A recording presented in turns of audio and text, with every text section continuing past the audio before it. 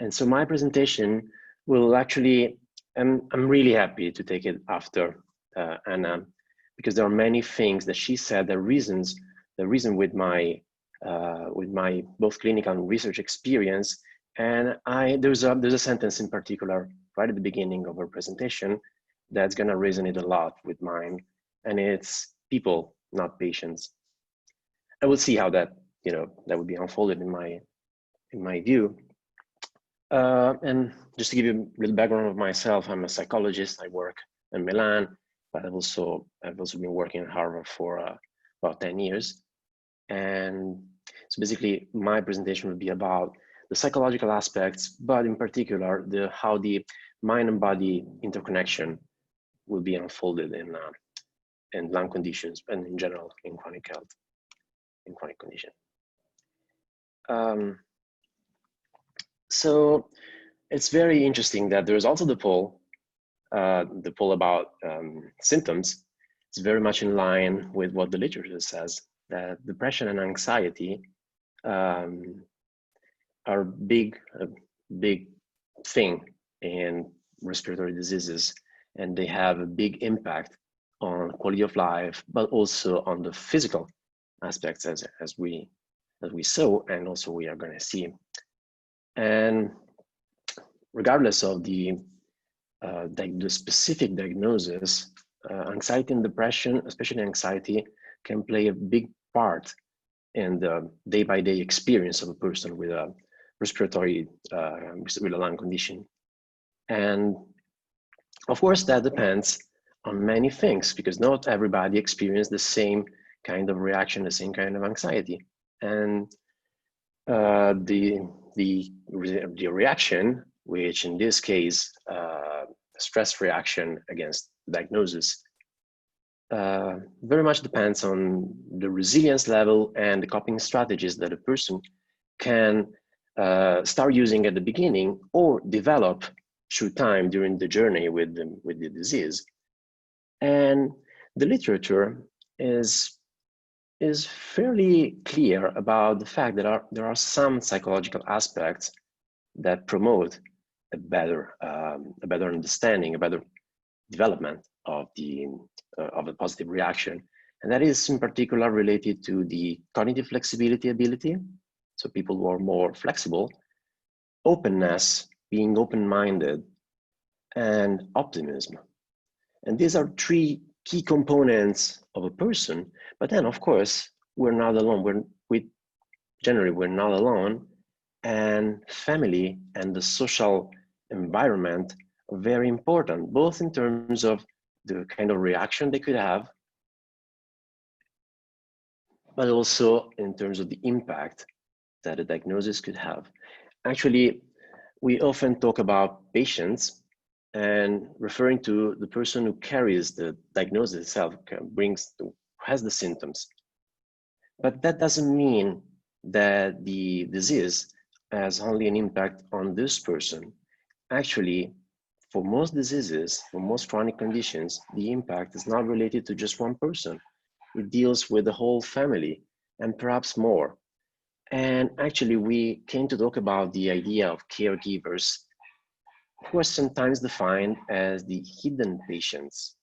Now, remember, I don't like the word patient, so I'm just using it on purpose to express the fact that there's attention towards the person who has the symptoms, and caregivers, they are often neglected in that sense.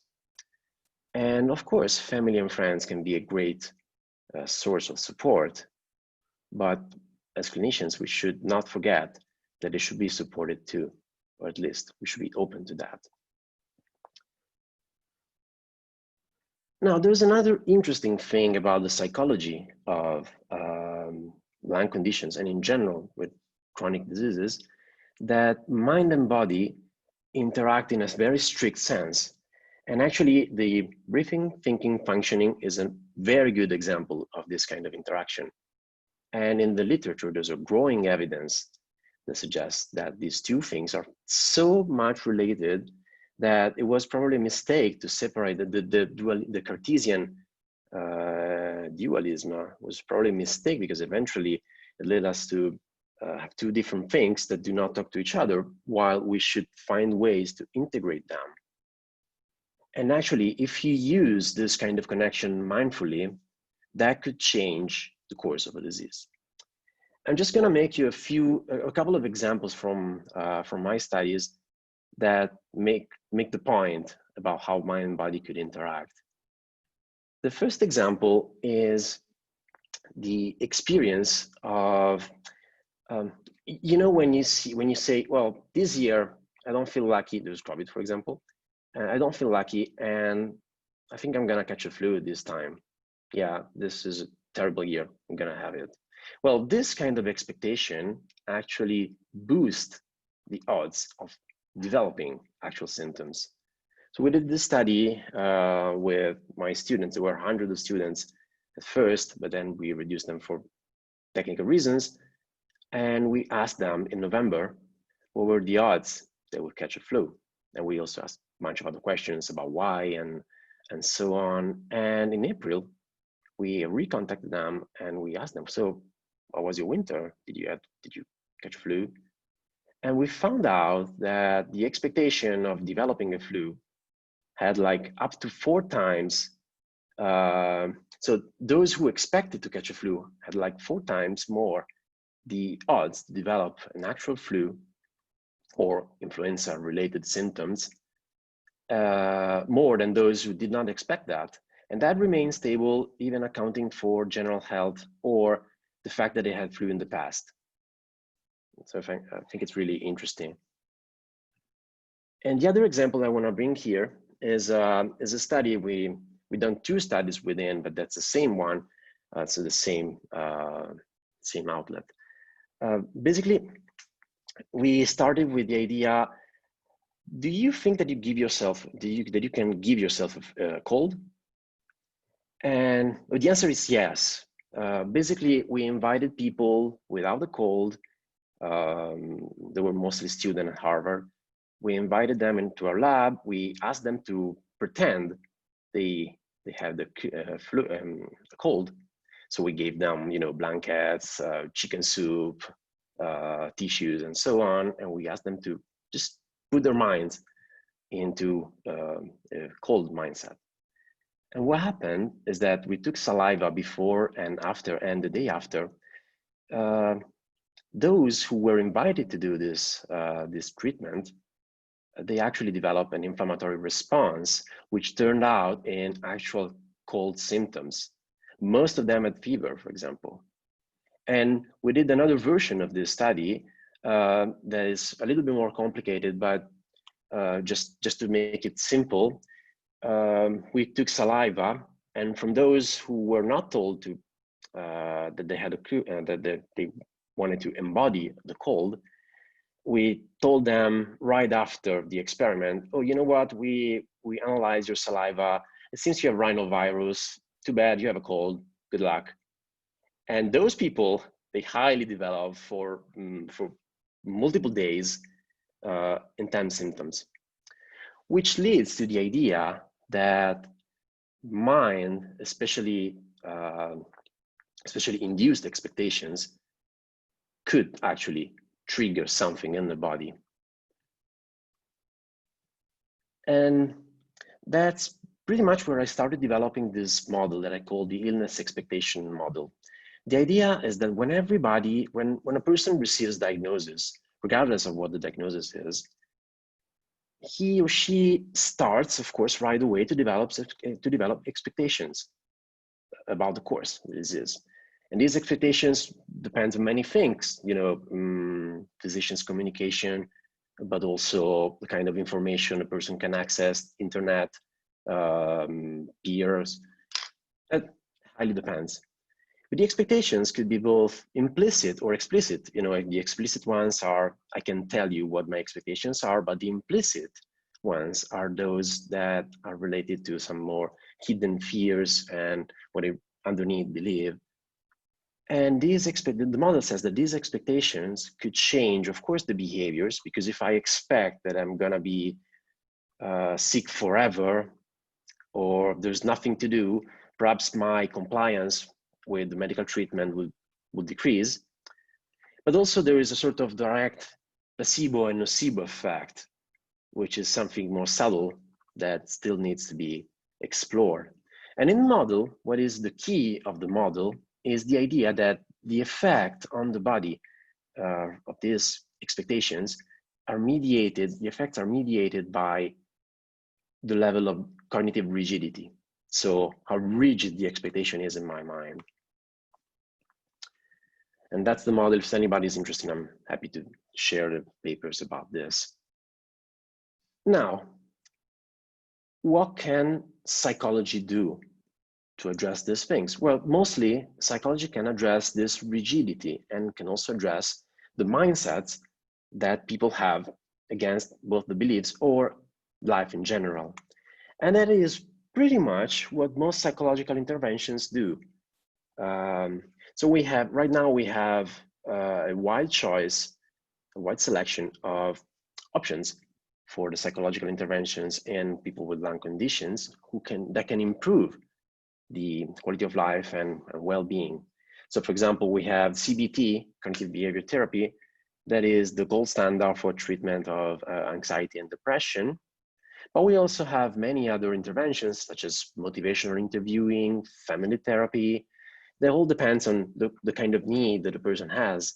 But we found, for example, that relaxation therapy and / biofeedback, which is used in combination with relaxation, can be very valuable to manage symptoms and to reduce their impact. For example, we ran a study, an RCT, a few years ago, and we found out that just one single session can lead to an increase in respiratory function.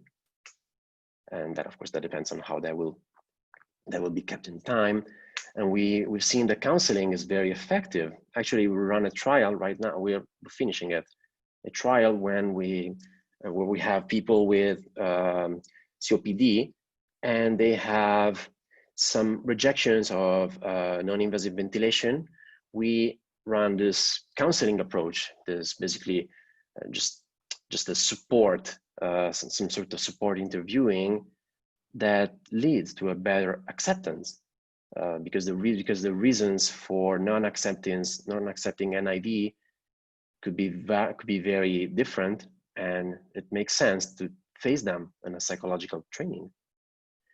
But what I really want to talk about is mindfulness, because mindfulness-based interventions are some of the most efficient, and in part it's also the flavor of the day in the scientific environment, because of many reasons. Let's see. So many of you could be familiar with the concept of mindfulness. The easiest definition, mindfulness is a complex construct, but the easiest definition, the one that is most common, is provided by Kabat-Zinn, and basically he defines mindfulness as the fact of being aware of the present moment and with no judgment. And as one of my mindfulness teachers used to say, you can't talk about mindfulness in a theoretical way. So I'm gonna ask you to do a very quick exercise. For those who want, that's not of course mandatory, but I invite everybody to close their eyes and to start paying attention to the points of contact where your body is in contact with the external world.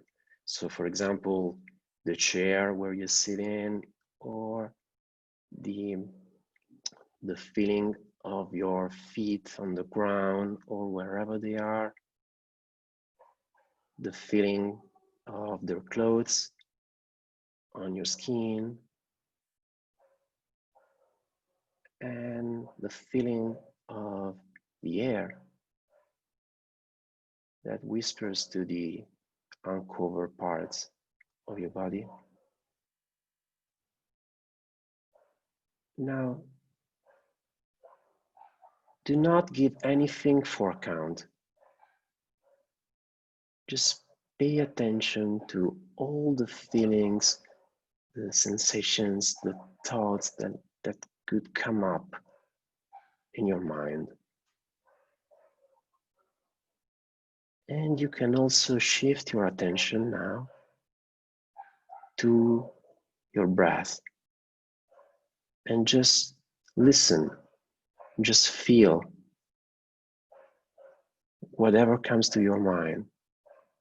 And if you feel any uncomfortable reaction, just notice that and stay with it.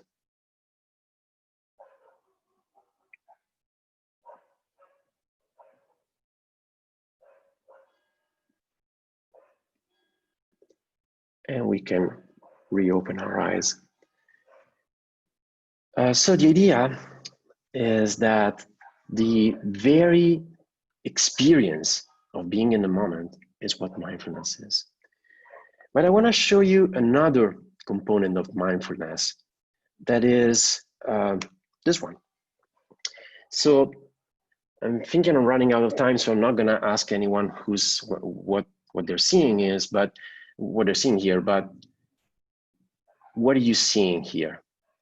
You can try to organize the patterns and make it as something clear, something understandable. But people will probably see different scenarios here. Now, I'm going to organize this unstructured stimulus.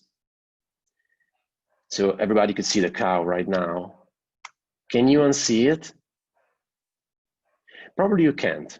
And that's what happens when we structure the environment according to what we expect. And that's exactly what happens when I stop being a person and I start being a patient. My whole schema is developed around me. And so I need to focus on this.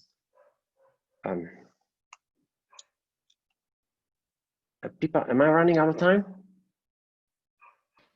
We are short on time, but I'm very interested.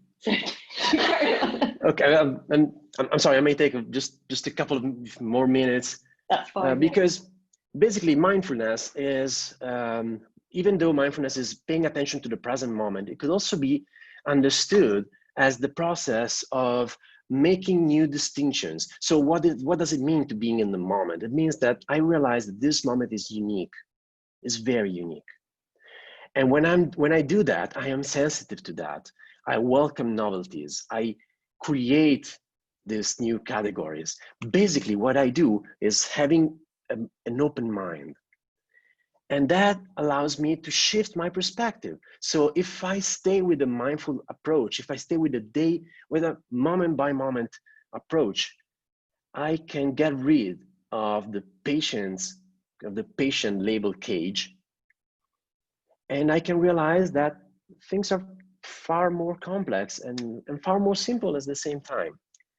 And I can assume, I can take different perspectives and different views. Now, mindfulness trainings are pretty much conducted with meditation, but that takes a lot of time, and that's fantastic. I mean, for those who have the time and have the will to do that, it's amazing. It works very well. It opens up the mind, opens new perspective, create new visions about the self. That's fantastic. But that's not for everybody. Actually, there are many people who, for many reasons, they do not want to enjoy a full meditation training. And it totally makes sense, actually, the vast majority of people. And so to make it scalable, to make mindfulness accessible to everyone in a scalable way, we should also think about other strategies. And actually, it's fine because mindfulness is a complex construct. Meditation is one of the ways to work with it. It's not the only one. Actually, having an open mindset is very easy to achieve. Let me just give you a few examples. You miss the bus. You're going to an interview or to visit with your doctor, and you miss the bus or miss the train, whatever. You can get desperate and say, well, what am I gonna do? And stay within the mindset that follows the reaction and creates the negative, the whole negative environment about that. Or you can start thinking about, well, what are 3 or 5 reasons why that could be a good thing? And then you start challenging what happened? You start challenging your automatic reaction, which in this case could be negative, and that opens up new possibilities. Or for another example of open-minded is you have your toothbrush, but there are 3 ways in which you can use it not as a toothbrush. And you may be surprised to come up with some funny solutions like this. Or another example, I'm going to close with this one. You can have, you know, when you travel, if you would be in Vienna, and especially for those in the first time, it would be easier to experience right away. But if you travel, everything is brand new, and your mindset is so open because you're immersed in the experience you're having, right? And then you go back to your usual place and you go to your work and you do the same way, and you take for account and you do not realize that things may actually change even in a highly repeatable environment. So perhaps just paying attention to new things on our usual activities could be a good way to deal with mindfulness. Perhaps on our way to home, to home or to the office, it could be something unexpected like this.